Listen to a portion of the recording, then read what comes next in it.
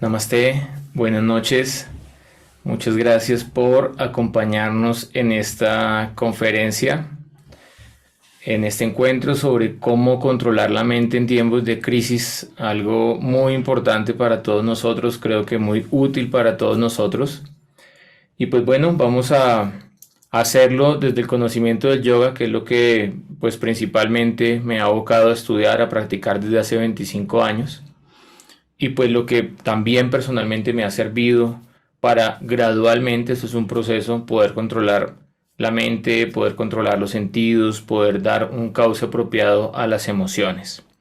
Entonces, en primera instancia, voy a hacer un mantra invocando las bendiciones de mis maestros espirituales, quienes me han entregado este conocimiento del yoga para mi sanación y para ayudar a sanar a los demás. Om Gyana Timirandasya Gyanan Gyana Shalakaya Chatsuru Militan Yanatasmai Sri Gurave Namaha. Yo nací en la oscuridad de la ignorancia, pero mis maestros espirituales han abierto mis ojos a través de Divya Gyan, del conocimiento divino, y por lo tanto les ofrezco a ellos mis más humildes y respetuosas reverencias. ¿Cómo controlar la mente en tiempos de crisis? En primera instancia, empecemos por definir qué es una crisis. Entonces, los diccionarios nos dicen que la crisis es una situación grave y decisiva que pone en peligro el desarrollo de un asunto o de un proceso, situación difícil de una persona o de una cosa, cambio profundo, acá ya se empiezan a colocar más interesantes las definiciones, cambio profundo y de consecuencias importantes en un proceso o situación, o en la manera en que estos son apreciados. Y pues la definición que más me gusta, la palabra crisis, en japonés Kikai, está compuesta por dos caracteres, y uno de los caracteres significa peligro y el otro significa oportunidad. Entonces tiene crisis ambas definiciones. Puede ser un riesgo, un peligro, pero también puede ser una oportunidad. Los japoneses siempre intentan buscar formas de buscar algún beneficio ante las situaciones difíciles. Y pues la idea es que no lo apliquen solamente los japoneses, sino que todos entendamos que detrás de una crisis o una situación grave o una situación difícil hay una oportunidad y hay una enseñanza que nos da la vida. Por lo tanto, tenemos que entender que detrás de todo lo que pasa hay un propósito, hay una enseñanza, y depende de en dónde nos paremos, si nos paramos en el punto de vista de la víctima, si nos paramos en el punto de vista del victimario, si nos paramos del punto de vista del aprendiz, pues vamos a entender que detrás de todas las crisis, si somos aprendices, hay una oportunidad para avanzar en nuestra práctica espiritual, para avanzar en nuestra relación con el Ser Supremo y para ayudar a los demás. Ahora, ahorita estamos en campaña política en Colombia, y pues podemos ver que entonces muchos políticos están en campaña de turno y entonces empiezan a dar frases: en mi gobierno este país va a ser mejor, en mi gobierno en la ciudad voy a acabar con la delincuencia, en mi gobierno va a haber mejores vías y transporte, etcétera, etcétera, etcétera. Y pues sería muy bueno que tuviésemos una mejor calidad de vida, un mejor aire, una mejor convivencia, todos lo añoramos. Pero por otra parte, dentro de la filosofía de los Vedas están descritas las características para cada una de las eras. Y en este momento estamos viviendo una era que es llamada Kali Yuga, caracterizada por la pérdida de valores, por la pérdida de la integridad de los seres humanos y por el deterioro. Y en el Srimad Bhagavatam, que es un texto de profundización dentro de la práctica del Bhakti Yoga, en el canto 1, el capítulo 1, el texto 10 dice: oh gran sabio, en esta era de Kali, la era de hierro, los seres humanos tienen una vida corta, se disminuye la duración de la vida. Entonces, esto que están haciendo de la reforma en relación a las pensiones, en realidad es un engaño, porque están diciendo que la gente tiene mayor expectativa de vida, pero realmente ni tiene mayor expectativa de vida ni tiene mejor calidad de vida. Y pues lo podemos ver que incluso nuestros abuelos vivían más longevos, eran más fuertes. Las mujeres de hace 50 años podrían tener 10 hijos y puedan mantenerse hasta el fin de sus días, pero en este momento tanto los hombres como las mujeres hemos perdido la fuerza física debido pues a la mala calidad del aire, debido a la mala alimentación, debido a que ya no se consigue fácilmente comida orgánica, etcétera. Además de esto, en esta era los seres humanos son o somos pendencieros por cualquier mínimo detalle, estamos buscando camorra, estamos buscando conflicto, estamos buscando pelea. Manda su manda, mata yo. Los seres humanos son de naturaleza perezosa en esta era. No nos gusta el trabajo duro, queremos ganárnosla fácil. Y por otra parte, somos mal dirigidos. ¿Por qué? Porque en el Srimad Bhagavatam, en el 12º canto, se explica que en Kali Yuga los gobernantes son saqueadores. Entonces, en cambio de cuidar el pueblo, cuidar los recursos, se encargan de mirar entonces cómo pueden aprovecharse del erario público y cómo pueden utilizar la posición de gobernantes para saquear los pueblos. Y pues esto es algo que está pasando en todos los países del mundo prácticamente. Además de esto, entonces las personas en esta era siempre están perturbadas, siempre están perturbadas. ¿Por qué? Porque precisamente ya no se practican técnicas del control de la mente, técnicas del equilibrio interno y técnicas de poder conectarnos con el ser. Entonces, ese es el panorama, esa es la característica de la era actual. Y pues hace 3 años fue toda la situación con la pandemia y ahora entonces después viene la guerra en Ucrania y ahora viene la guerra en Jerusalén y después va a venir algo más, pero la característica de esta era. Y en ese orden de ideas les invito pues a que no dejemos nuestra autonomía en manos de los políticos o en manos de las diferentes instituciones en este mundo, sino que tenemos que retomar nuestra autonomía. ¿Por qué? Porque de nosotros depende el cambio más que de los demás.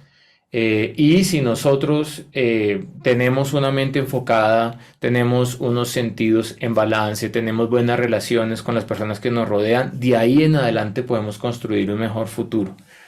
Y por esto, en relación a retomar nuestra autonomía y hacernos partícipes de nuestro proceso de sanación integral, en el Bhagavad Gita, que es de nuestra escuela de yoga, nuestro texto filosófico fundamental, en el capítulo 4, el texto 42 dice: todas las dudas que han surgido en tu corazón debido a la ignorancia, a la oscuridad, deben ser cortadas con el arma de el conocimiento espiritual. Armado con el yoga, con las herramientas que te da la práctica del yoga, levántate y pelea. Pero más que ir a pelear contra el otro o decir el otro es mi enemigo, más bien tengo que pelear contra mis propios condicionamientos internos que no me permiten ser feliz, que no me permiten estar en balance, que no me permiten estar en armonía. Entonces el día de hoy les voy a explicar algunas técnicas que nos van a ayudar a mantener ese balance, a mantener ese equilibrio y a mantener esa armonía. ¿Por qué debemos controlar la mente? Para aquel que ha conquistado la mente permanecerá como el mejor de los amigos. Pero para quien no lo ha hecho, la mente permanecerá como su peor enemigo. Y pues a nadie le gusta tener un enemigo, y menos si ese enemigo vive dentro de nuestra propia casa. Y en los Vedas se describe que este cuerpo, Shnavadvara, es la ciudad de las 9 puertas. ¿Cuáles son las 9 puertas? Los ojos, las fosas nasales, los oídos, la boca, el órgano genital, el ano. Por allí estamos interactuando con el mundo, está entrando, está saliendo información. Y dentro de esa ciudad de 9 puertas, entonces mora el ser, mora el Atman. Y si dentro de esta ciudad de 9 puertas, que también está incluida la mente se vuelve nuestra aliada, entonces la mente nos va a dar ideas brillantes para poder crecer, para poder madurar, para poder desarrollar amor, para poder trabajar, para poder servir. Pero si la mente está en un estado fuera de control, mudja, entonces la mente se va a convertir en un enemigo que nos va a hacer la vida imposible. Y pues miremos hasta dónde puede llevar una persona a la mente. Hay personas que se suicidan, hay personas que terminan esquizofrénicas, que terminan con paranoia. Hay muchas personas en este momento sufriendo de crisis de depresión. Hay miles de personas en el mundo, millones de personas en el mundo medicadas psiquiátricamente por diferentes problemas mentales. Entonces, en sí la mente no es buena o es mala, es la relación que tenemos con ella y si la utilizamos apropiadamente o si no la utilizamos apropiadamente. Y esto es uno de los puntos importantes en los cuales pues el señor Krishna nos exhorta a que controlemos la mente, a que demos un buen uso a nuestra facultad mental. Ahora entonces, ¿cómo lo podemos hacer? La mente es la board del computador. Entonces, siempre le digo a mis estudiantes, si de repente a ti se te dañó una tecla del computador y tú lo llevas a arreglar un hilago y le dices al técnico se me dañó una tecla, él simplemente cambia la tecla y lo arregla. No va a haber mayor problema.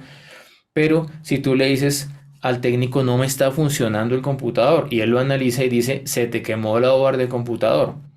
Y tú le dices, ¿qué tan grave es eso? Y dice, es tan grave que es mejor que compres otro computador porque va a ser hasta más costoso mandar a traer la board que comprar un computador nuevo. Y eso es la mente. La mente es la board del computador. De que funcione la mente apropiadamente, entonces va a depender que funcionen los 5 sentidos de adquirir conocimiento, la vista, el olfato, el gusto, el oído, el tacto y los 5 sentidos de trabajo, que dentro de los Vedas no son 5 sentidos, son 10 sentidos. Entonces está el habla para comunicarnos, las manos para agarrar, están los pies para desplazarnos, está el órgano genital para reproducirnos y está el ano y el aparato urinario para excretar. Entonces, si nosotros tenemos bien la board, tenemos bien la mente, todo el sistema, todo el computador va a funcionar apropiadamente. Pero si la board no funciona bien, no vamos a dar un buen uso a los sentidos, no vamos a dar un buen uso a nuestra inteligencia, no vamos a dar un buen uso a nuestra capacidad como seres humanos. De nuevo, estamos mirando por qué es tan importante el controlar la mente y cómo lograrlo a través de diferentes técnicas que nos plantea el yoga en este caso. Ahora, ¿cuáles son entonces estas técnicas para controlar la mente y no ser controlados por ella? En la filosofía del yoga hablamos de dos tipos de personas, una llamada Goswami y la otra llamada Godasa. Go significa sentidos, ya explicamos, 5 sentidos de adquirir conocimiento, 5 sentidos de trabajo y el 11º sentido que es la mente. Y por otra parte tenemos entonces Dasa, que significa sirviente. Un Godasa es una persona que solo vive para satisfacer sus sentidos, solo vive para satisfacer su lengua, solo vive para satisfacer su oído, solo vive para satisfacer los impulsos mentales, solo vive para satisfacer su órgano genital y se vuelve se convierte en un esclavo de los sentidos. Y por otra parte, que es la idea dentro de la práctica de yoga, hay un Goswami. La palabra Go, sentidos, y la palabra Swami significa amo. Entonces, ¿qué es un Goswami? Un Goswami es quien es el amo de los sentidos, quien controla los sentidos, quien controla la mente y quien los utiliza apropiadamente para la conexión con el ser y para su balance físico, mental, emocional, etcétera. Entonces, hay unas técnicas que han planteado los grandes sabios. Esto es toda una ciencia, ¿sí?, que se fundamenta en los Vedas, que ha sido desarrollada hace miles de años, a través de la cual los yogis han podido controlar la mente por medio de la meditación, por medio de la contemplación, por medio de los mantras, por medio del servicio, diferentes tipos de técnicas para poder controlar la mente, por medio de la respiración, muy importante. Entonces voy a resumirlo para que lo podamos hacer accesible en 3 puntos. Autoobservación sería el primer punto, autodistanciamiento y el tercer punto sería las técnicas de meditación en sí. Primer punto, alimentarnos en la modalidad de la bondad. Y el error que la mayoría de personas cometen es que piensan que solamente se alimentan por la boca, pero realmente nos alimentamos por todos los sentidos de adquirir conocimiento. Nos alimentamos por la boca, nos alimentamos por los ojos, nos alimentamos por el olfato, nos alimentamos por el oído, nos alimentamos por el tacto. Y además de esto, nos podemos alimentar de tres maneras. Nos podemos alimentar en bondad, sattva, nos podemos alimentar en pasión, rayas, y nos podemos alimentar en oscuridad o en ignorancia, en tamas. Y si nos alimentamos en tamas, la mente va a estar en un estado tamásico, ese estado llamado mudja. Entonces, en ese estado, la mente es obstinada, la mente es letárgica, la mente no tiene capacidad de diferenciar qué es eterno, qué es temporal, qué es el ser, qué no es el ser.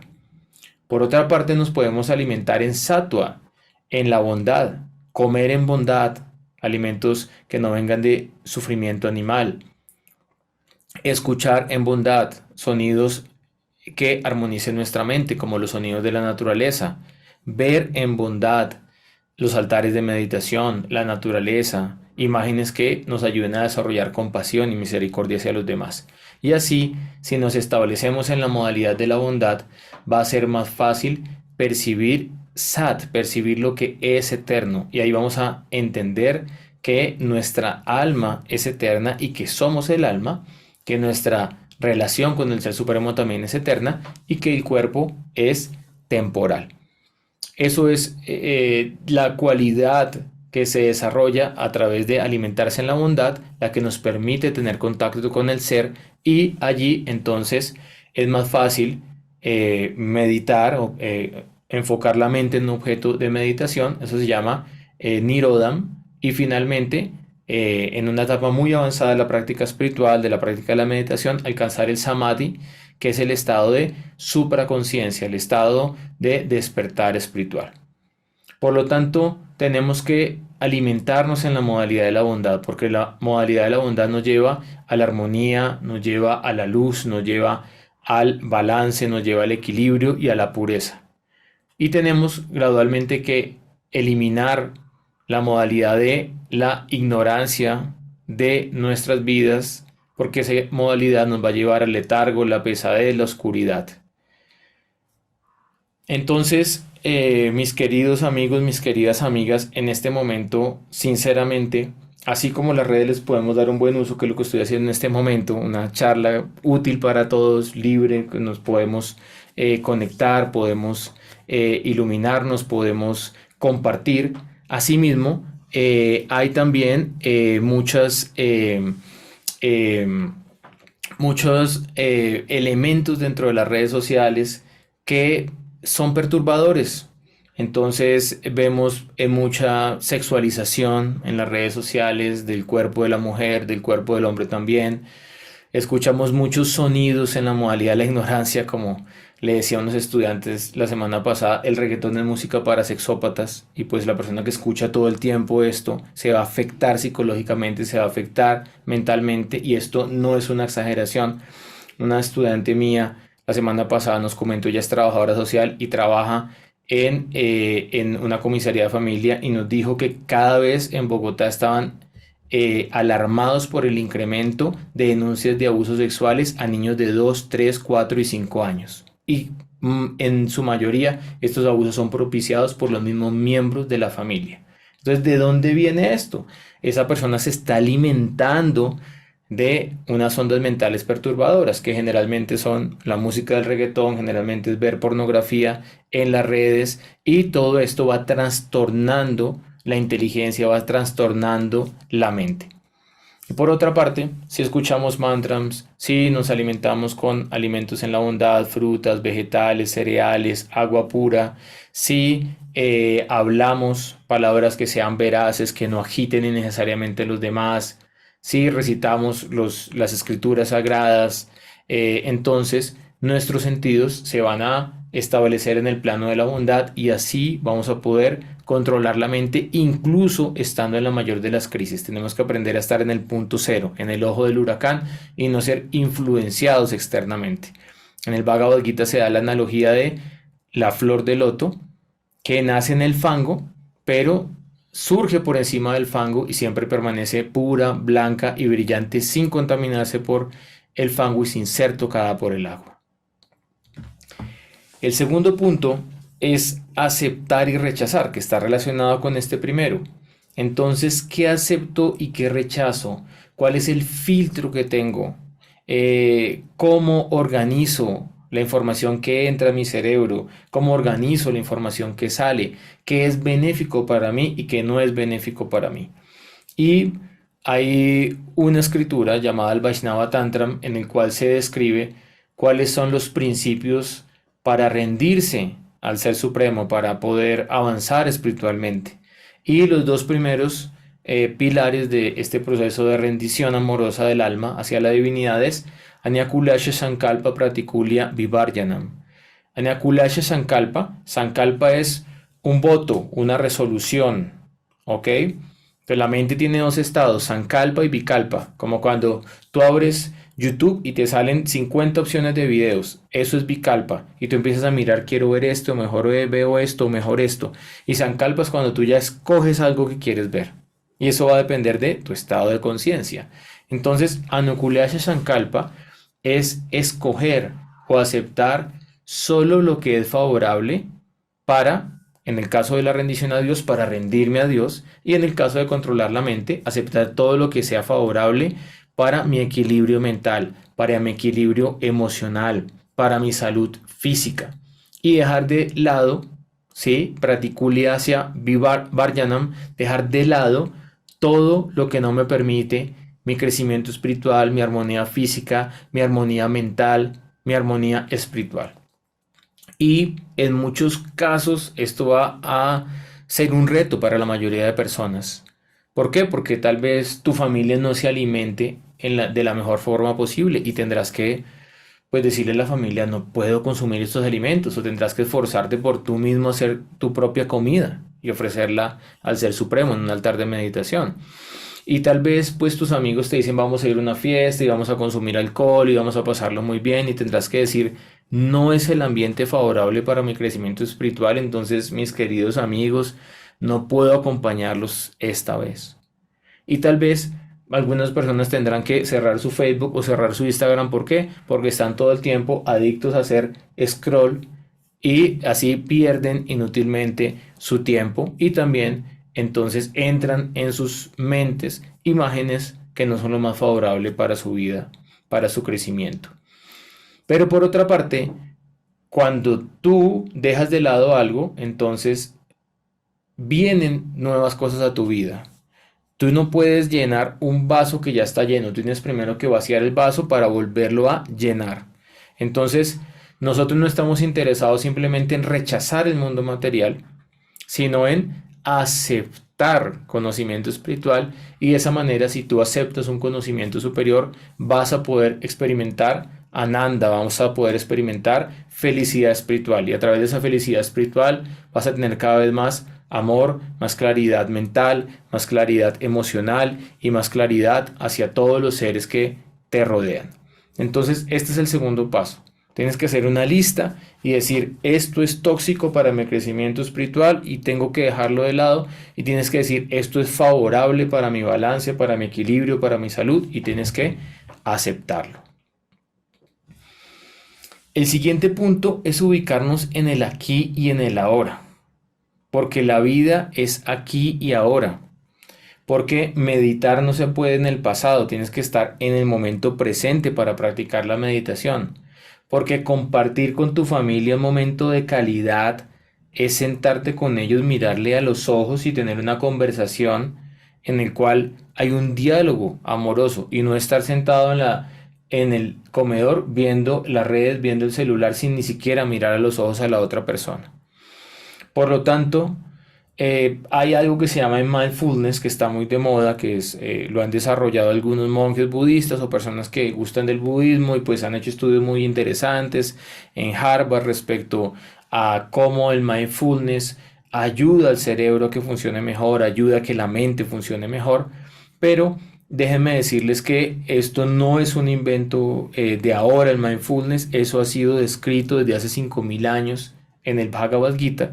En el capítulo 6, que es el capítulo que trata de las técnicas del Dhyana Yoga, de cómo controlar la mente a través de la meditación, el texto 27 dice, de lo que sea y de donde quiera que la mente deambule, debido a su naturaleza inestable, entonces estiras estable y cuando algo que no es estable, entonces está fluctuando como un barco que se está meciendo todo el tiempo de aquí para allá, o una llama de una vela que se está moviendo porque hay viento. Y por otra parte, la mente es chánchala. Entonces, chánchala es vacilante, siempre va y viene, va y viene. Y esas fluctuaciones las experimentamos todos a cada momento de nuestra vida. Entonces, de donde quiera que la mente deambule, ¿sí? Vacile debido a su naturaleza inestable, yo debo apartarla y colocarla de nuevo bajo el control del ser. Es decir, colocar la rienda al caballo. Decir, ok, la inteligencia, el ser, tienen que gobernar a la mente, no ser gobernados por la mente. Entonces tenemos los 5 elementos que constituyen nuestro cuerpo físico: la tierra, el agua, el fuego, el aire y el éter. Superior a esto, entonces está la mente. Superior a la mente está el intelecto. Superior al intelecto está el ego. Y superior al ego está el ser. Y si yo me establezco en el ser, entonces en la inteligencia espiritual voy a poder controlar la mente. Ahora, algo importante, esto es un proceso gradual, eso no es en automático, ¿sí? ¿Por qué? Porque para domar la mente tú requieres un tiempo, requieres una técnica, requieres paciencia y requieres entrenamiento. Después de que el señor Krishna le explica esto a Arjuna en el Bhagavad Gita, ¿qué le responde Arjuna? Oh Krishna, este proceso que me has entregado no considero que sea práctico, porque controlar la mente es más difícil que controlar el viento que sopla por doquier. ¿Quién puede controlar el viento? Nadie.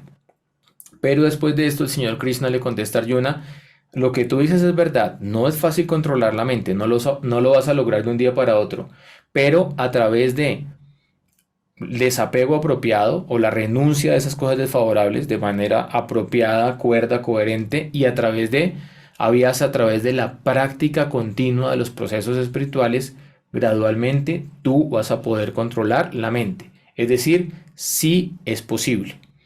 Entonces hay una historia muy bonita de los Vedas en la cual se explica que habían unos caballos salvajes muy poderosos, muy hermosos, y el rey quería domar esos caballos y dejarlos pues para su reino. Entonces él llamó al mejor domador de caballos de su reino y le dijo: mira, doma estos caballos. Y pues él intentó domar estos caballos y los caballos lo golpearon, se fracturó el cuerpo, y él dijo: no, estos caballos son indomables, yo no puedo hacer esto. Después llamó a los otros domadores del reino y corrieron con la misma suerte. Salieron malheridos porque los caballos eran muy briosos y muy difíciles de domar. Y después de esto, entonces dijo: el que sea capaz de domar estos caballos va a recibir una gran fortuna que le voy a entregar. Y allí apareció un muchacho y todos se rieron de él porque dijeron: si los grandes domadores de caballos del reino no pudieron, este pobre muchacho, ¿qué va a poder hacer con ellos? Y él dijo: mi querido rey, yo voy a domar tus caballos, pero tienes que darme un año de espera. Esa es la condición. Si no, no me comprometo. Y pues viendo que ya todos los domadores de caballo habían desistido de esta empresa, entonces el rey dijo: ok, voy a aceptar, entonces llévate los caballos. Y después de un año llegó el montado sobre un caballo y atrás todos los caballos en línea, y entraron al palacio y dijeron: acá está mi querido rey, tus caballos totalmente domados. Y el rey quedó sorprendido, glorificó a este muchacho y además de esto pues cumplió con su promesa y le dio lo prometido. Pero después de eso obviamente todos estaban muy intrigados y le preguntaron: oh mi querido joven, ¿cómo hiciste tú para domar estos caballos que eran tan briosos y ningún domador pudo en el reino? Él dijo: mira, yo no intenté domarlos a la fuerza, ni precipitadamente, de un día para otro, que fue lo que hicieron los domadores por ganar tu beneplácito. Yo lo que hice fue, me los llevé, y entonces yo no los forzaba y yo compartía con ellos, y así poco a poco me gané su confianza. Y cuando ellos comían el pasto, yo me sentaba y comía de mi vianda. Y cuando ellos iban a un pozo, yo tomaba también agua del pozo con ellos. Y así gradualmente ellos empezaron a confiar en mí. Después de eso, entonces cuando ya me aceptaron dentro de su manada, gradualmente entonces empecé a acariciarlos. Después de eso, entonces les coloqué la silla. Después, 1 o 2 meses después, entonces me monté encima del caballo. Después de eso le coloqué el freno y suavemente empecé a manejar el freno y así poco a poco los caballos se dieron cuenta que yo los trataba bien, que yo era de la manada, que yo era uno de los suyos, que yo los quería, que no les daba mala vida y gradualmente ellos se dejaron domar. Por lo tanto, de esta historia podemos aprender que es inútil pensar que vamos a controlar la mente de un día para otro. Es inútil pensar que nos vamos a volver en yogis o trascendentalistas de un día para otro. Esto va a requerir un proceso.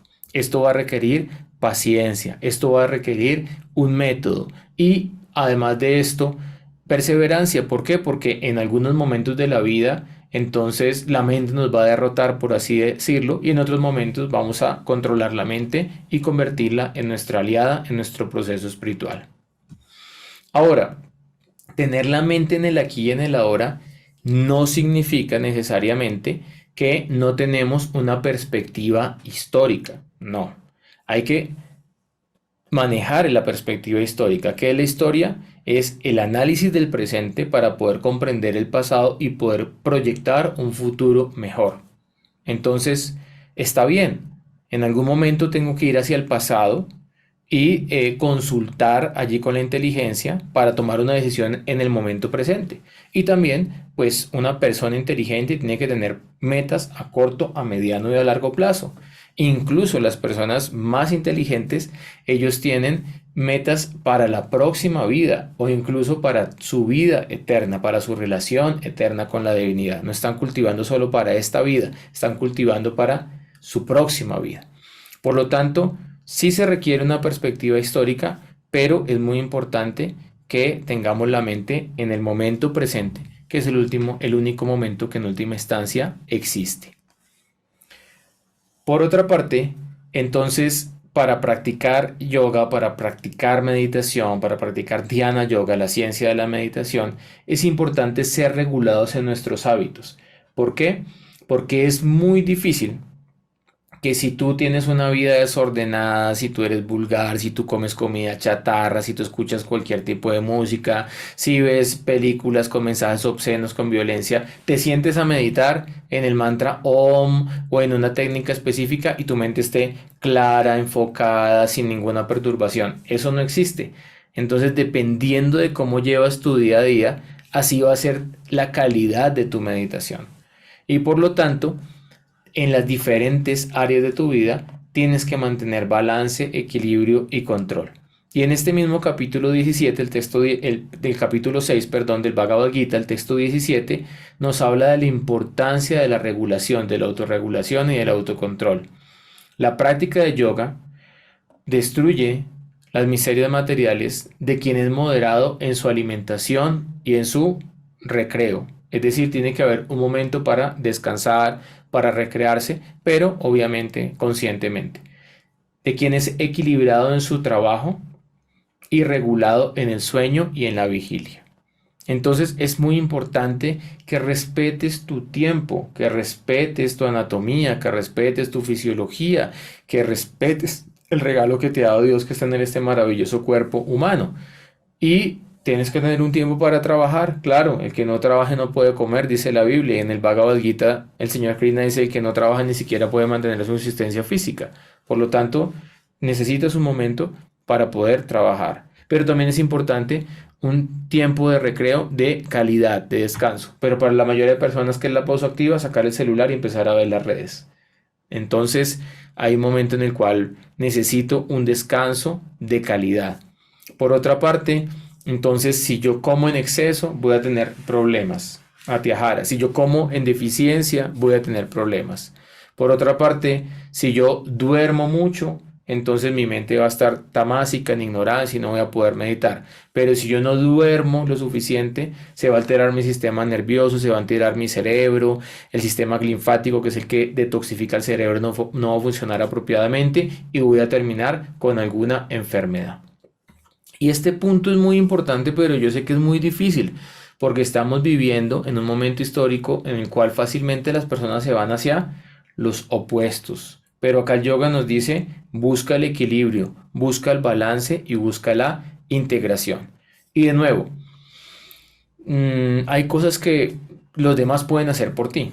Por ejemplo, yo no quiero lavar la loza, entonces yo trabajo duro y pago a una persona para que me ayude a lavar la loza en la casa. Ok, no hay ningún problema. Pero yo no le puedo pagar a alguien porque haga ejercicio por mí. Entonces yo no le puedo decir a alguien, oye, es que yo no quiero ir a entrenar al gimnasio, entonces yo te voy a pagar para que tú entrenes por mí. Pues sí, él va a ir a entrenar, pero el beneficio va a ser para él, no va a ser para mí. Yo no le puedo pagar a alguien para que medite por mí. Entonces oye, yo no quiero ir a cantar mis mantras, ¿tú puedes cantarlos por mí? Sí, él lo puede cantar, pero el beneficio va a ser para él, no va a ser para mí. Por lo tanto, hay cosas que tienes que hacer por ti mismo. ¿Y qué es esto?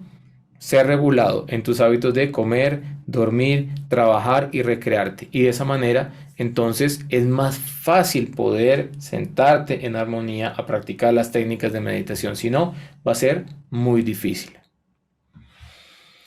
Otro punto, la tolerancia. Y déjenme decirles que la tolerancia no es un lujo, la tolerancia es una necesidad, es algo de suma importancia para sobrevivir. Porque como les explicaba, por las características de esta era, la gente se irrita y pelea por la mínima circunstancia. Ustedes se dan cuenta, uno sale a conducir el carro, entonces de repente alguien lo cerró y ya hay un problema. Alguien entonces no le dio el paso, hay un problema. Alguien miró, hay un problema. Todo el tiempo estamos buscando riña. ¿Por qué? Porque la mayoría de personas están influenciadas por la pasión y por la ignorancia en esta era y no es algo que tú puedas cambiar. Tú no puedes cambiar al otro, tú puedes cambiarte a ti mismo y desde tu propio ejemplo puedes entonces dar una buena impresión a los demás. Y hay una oración muy bonita, pues que se la han atribuido a San Francisco de Asís, pero las fuentes dicen que es del doctor Reinhold Niebuhr, del Seminario Teológico de la Unión, y es conocida como la oración de la serenidad, que incluso es muy famosa porque se canta, se ora en todos los grupos de NADA, de Narcóticos Anónimos, de Alcohólicos Anónimos, y la oración dice así: Dios, concédeme la serenidad o la tolerancia para aceptar las cosas que no puedo cambiar, valor para cambiar las que puedo y sabiduría para reconocer la diferencia. Entonces, ¿qué puedes cambiar? Tu cara de palo. Puedes sonreír. Eres más bonito cuando sonríes. ¿Qué puedes cambiar? Tu desorden. Eso lo puedes cambiar. ¿Qué puedes cambiar? Mejorar tu alimentación. Si eres un adulto, tal vez un niño pues tiene que comer lo que los papás le digan, pero si no es un adulto, uno puede optar por una alimentación mejor para su vida.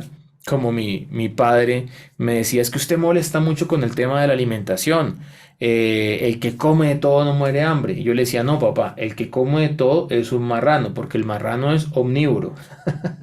Pero el ser humano debe comer de acuerdo a su anatomía, fisiología y estado de conciencia. ¿Y los primates que comen? Los primates son frugívoros y herbívoros. Se alimentan de frutas, se alimentan de vegetales y de nueces o semillas.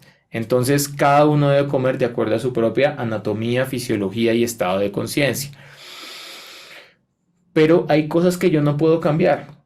Entonces, yo puedo cambiar la inseguridad en Bogotá en este momento.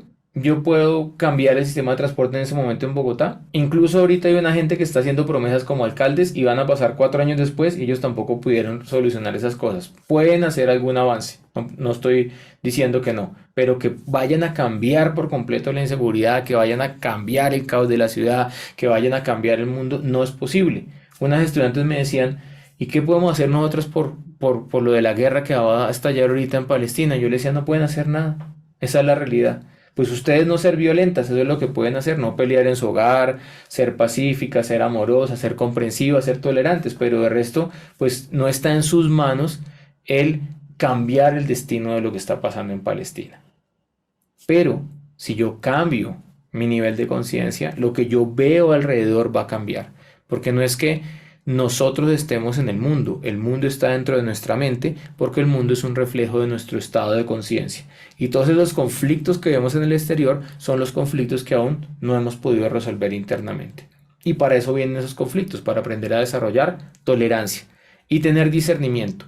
¿Qué puedo cambiar? Y coloco 100% mi energía positiva para hacerlo. ¿Qué no puedo cambiar? Y simplemente tengo que tolerar la situación sin frustrarme. Y al respecto hay un mantra muy hermoso del Bhagavad Gita que nos habla del desarrollo de la tolerancia. Matrash Parshas tu Kaunteyas y Toshna Shuka Dukada, Agama Payitu Enitias Tanti Tikshasva Bharata. La aparición temporal de la felicidad y la aflicción y su desaparición a su debido tiempo es como la aparición y desaparición de las estaciones del invierno y el verano. Todo ello tiene su origen en la percepción de los sentidos y uno debe aprender a tolerarlo sin perturbarse. Entonces, mis queridos, mis queridas, todo esto es temporal. Por lo tanto, tienes que aprender a tolerarlo, porque un día amanece lloviendo y el otro día amanece soleado. Porque un día vas a tener salud y otro día vas a estar enfermo. Porque un día vas a estar con tus seres queridos y el otro día tus seres queridos van a desencarnar, van a partir de acá. Y si tú no aprendes a tolerar esa situación y entiendes que es temporal y que es eterno, todo el tiempo vas a estar en conciencia de víctima, lo cual no es favorable para controlar la mente.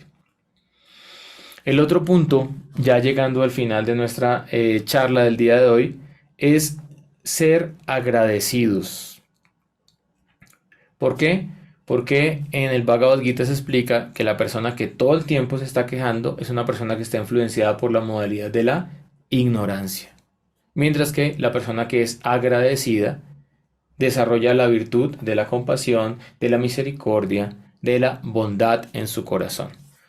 Por otra parte, yo sé que se nos ha enseñado en la mayoría de religiones a pedir cosas a Dios.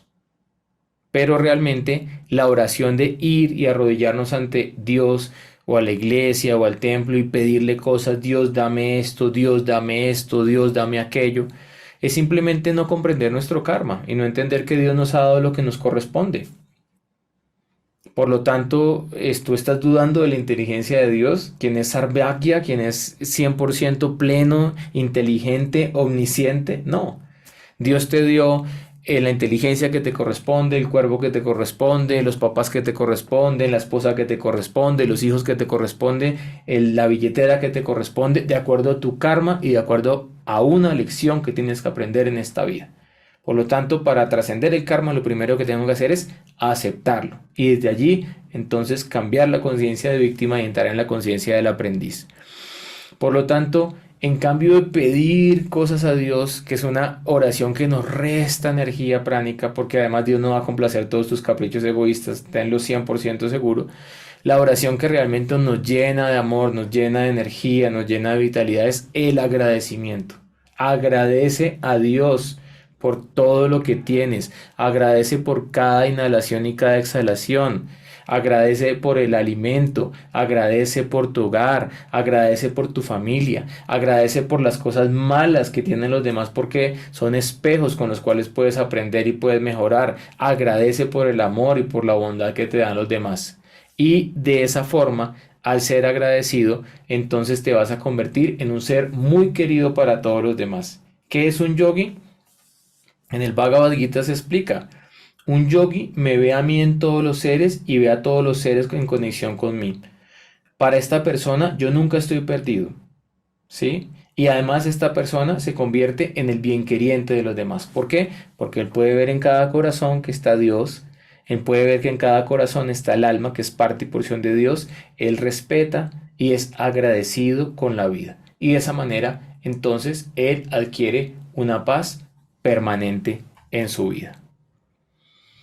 Finalmente, lo más importante para poder controlar la mente ante la dualidad, en las crisis, en las discordias, en las disputas, ante toda esta polución y contaminación que estamos viviendo es, tienes que distanciarte y establecerte en el ser. No hay otra cura, no hay otra realidad. Tienes que realizar lo que realmente eres. Y para esto, entonces, hay un mantra del Bhagavad Gita, el capítulo 18, el texto 45, que dice: Brahmabhuta prashanatma nasochati nakanshati sama sarveshu bhuteshu madbhakti labhate param. Aquel que realiza su identidad espiritual como Brahman, parte y porción de Dios, parte y porción de la luz divina, parte y porción de la energía espiritual del Creador Supremo, él entonces experimenta felicidad. Eso se llama Brahma Ananda, la felicidad de realizar que soy un ser eterno y que soy parte y porción de la divinidad. Eso genera mucha felicidad. Pero si yo me quedo ahí identificado con el juego material que va a envejecer, que va a enfermar, que va a morir, pues no voy a encontrar felicidad permanente. Entonces, aquel que realiza su identidad como Brahman se vuelve pleno internamente. Naso Shati Nakan Shati. En ese momento, él no desea poseer nada y tampoco tiene aversión o rechazo hacia nada. Él es ecuánime. Como explica el señor Krishna en el sexto capítulo del Bhagavad Gita, él ve a todo igual, ya sean guijarros, piedras u oro. Y en el siguiente mantra dice, incluso él ve igual a amigos y enemigos. Para él ya no hay amigos ni enemigos. Ve a todos igual. Eso se llama Sama Sarveshu Bhutesu. Aprender a ver a todos con ecuanimidad. Todas las entidades vivientes son partes y porciones de Dios. Y finalmente, Mad Bhakti Lavate Param. En esta alma que tiene este nivel de realización, se desarrolla el sentimiento de poder practicar Bhakti, de poder servir a Dios, de poder meditar en Él. Y automáticamente, al meditar en Él, todas nuestras perturbaciones físicas, mentales, emocionales y espirituales van a ser destruidas por completo. Om Gyanati Mirandasya Gyanangyana Shalakaya Chatsur Militan Yanatasmai Sri Gurave Namaha.